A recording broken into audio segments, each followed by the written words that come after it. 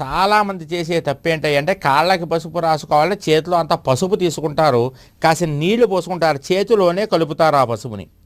ఆ చేతిలో పసుపు కలపడం అనేటటువంటిది అంత మంచి పద్ధతి కాదు, లక్ష్మీప్రదము కాదు.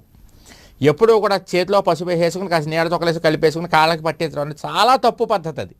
ఒక గిన్నె తీసుకోండి, గిన్నెలో పసుపు వేయండి, ఆ పసుపులో సరిపడినన్ని నీళ్లు పోయండి, దాన్ని శుభ్రంగా కలియ తిప్పండి, అప్పుడు చేత్తో ఆ 3 వేళ్ళతోటి తీసుకోండి, పాదాలకి రాసుకోండి. అంతే తప్ప మీరు చేత్తో పసుపు తీసేసుకుని కాసి నీళ్లు పోసేసి ఇలా అని సగం కింద వలకు పోసేసి సగం తడిసి తడవక అలా రాసుకుంటే మీకు ఐశ్వర్యం ఎలా కలిసి వస్తుంది అనుకుంటున్నారు?